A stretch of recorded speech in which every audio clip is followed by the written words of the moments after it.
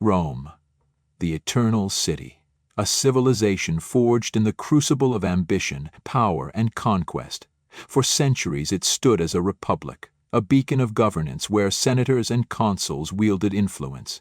Yet, at the heart of its metamorphosis from republic to empire stands one man, Julius Caesar.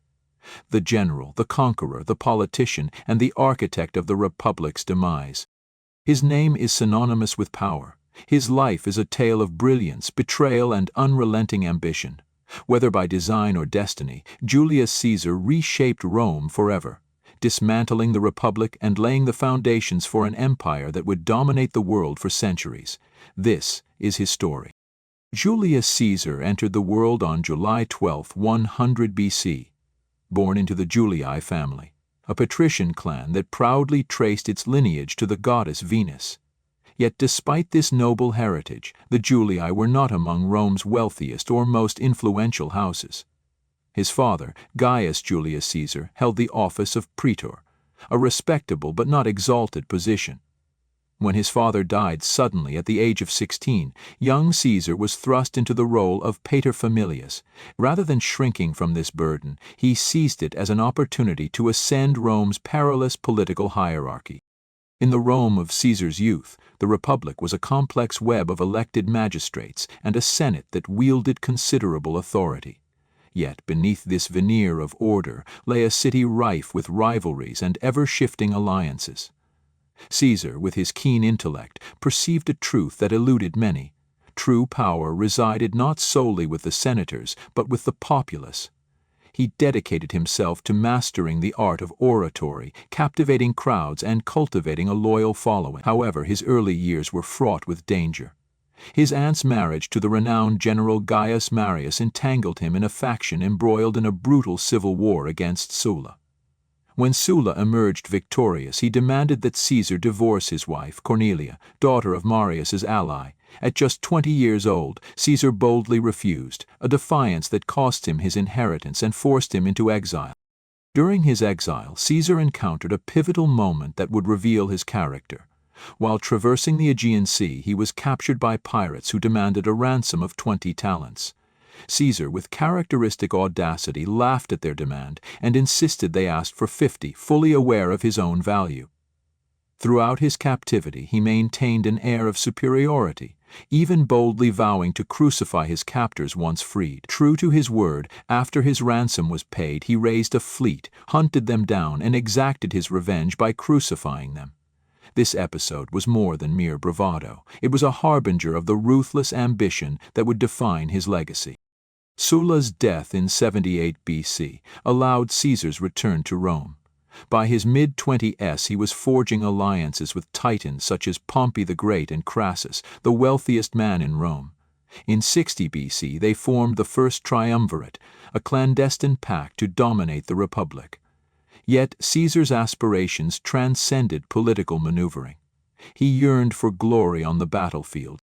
In 58 BC, Caesar assumed command of Rome's legions in Gaul, a vast and untamed expanse inhabited by fierce warring tribes. Over the ensuing 8 years, he conducted a campaign of unparalleled ferocity, subjugating territory from the Atlantic coast to the banks of the Rhine. The toll was staggering. Over 1 million Gauls perished, and countless others were enslaved. This was not merely warfare, it was a brutal assertion of Roman supremacy. I came, I saw, I conquered. Consider the Battle of Alesia in 52 BC, a testament to Caesar's strategic brilliance. Confronted by Vercingetorix, a formidable Gallic chieftain, Caesar found himself outnumbered. Undeterred, he devised a masterful plan. He encircled Alesia with a double fortification, trapping Vercingetorix within while repelling reinforcements from without. This ingenious maneuver secured a decisive victory, shattering Gallic resistance and solidifying Caesar's reputation as a military genius. In Rome, he further burnished his legend through his commentaries on the Gallic War, a blend of meticulous military dispatches and shrewd propaganda that cast him as Rome's savior. The populace, enthralled by his exploits, lavished him with adulation. Gauls' riches, gold, slaves, and land, flooded Rome, bolstering its economy and swelling Caesar's coffers. His legions, bound to him by fierce loyalty, became his personal army. Yet this triumph stirred unease in the Senate, who saw a general growing too powerful, too popular, a man whose victories might one day be turned against Rome itself. Their apprehensions were not unfounded. By 50 BC, the first triumvirate lay in tatters. Crassus had met his end, and Pompey, once Caesar's steadfast ally, had aligned himself with the Senate. Together they delivered an ultimatum: disband your legions and return to Rome as a private citizen, or be branded an enemy of the state. For Caesar, compliance spelled certain doom. His adversaries would prosecute him the moment he relinquished his immunity. Thus he stood at the banks of the Rubicon River, the boundary between his province and Italy, contemplating a decision that would alter the course of history. The die is cast. On January 10, 49 BC, Caesar made his fateful choice. He crossed the Rubicon, an act of defiance that constituted treason and ignited a civil war. The Republic's demise was now inevitable. Over the next 4 years he waged a relentless campaign against Pompey's forces across the Mediterranean. At the Battle of Pharsalus in 48 BC, despite being outnumbered, Caesar's troops, through unwavering discipline and superior strategy, delivered a crushing blow to Pompey's army. Defeated, Pompey sought refuge in Egypt, only to be assassinated by the young pharaoh in a bid to curry favor with Caesar. Caesar pursued him to Egypt, where he forged an alliance and a storied romance with Cleopatra, a union that would reverberate through history.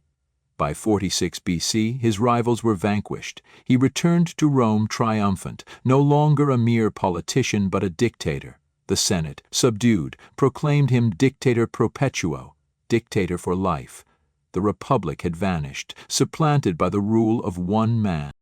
Caesar's authority appeared boundless. He embarked on sweeping reforms, introducing the Julian calendar, extending citizenship to provincials, and overseeing the reconstruction of Rome itself. Yet these very actions sowed seeds of discontent.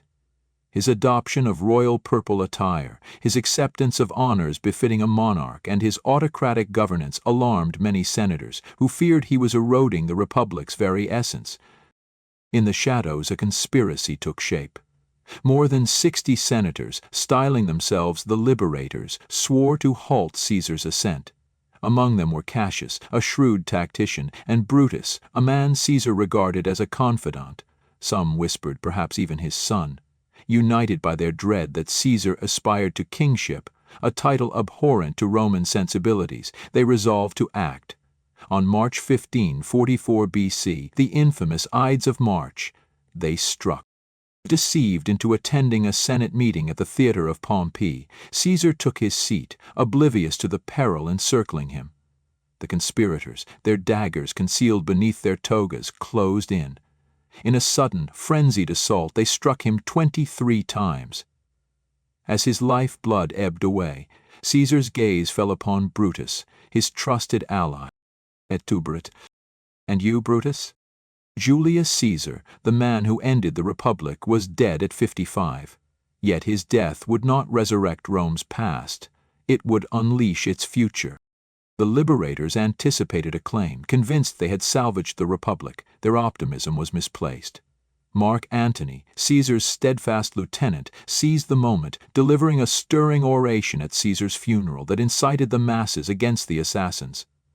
Rome descended into turmoil, forcing the conspirators to flee. Amid the upheaval, Caesar's adopted heir Octavian rose to prominence, joining forces with Antony and Lepidus to form the second triumvirate.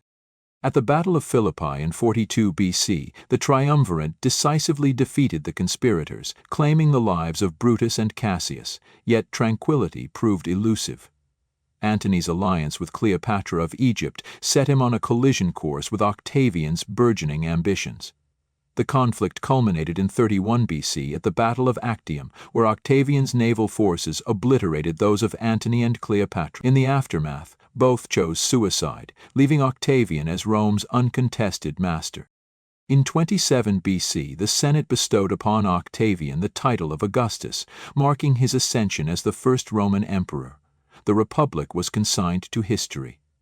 Under Augustus's reign, Rome embarked upon the Pax Romana, an era of unprecedented stability and prosperity. Though Caesar did not live to see it, his indelible legacy had paved the way for the most formidable empire the world had ever known. Julius Caesar's existence was a study in contradictions, a masterful conqueror who dismantled the very republic he had vowed to uphold, yet inadvertently laid the groundwork for an empire that would endure for centuries. His name transcended his lifetime, evolving into a title: Caesar, Kaiser, Czar, resonating through the corridors of history. Was he a hero or a despot?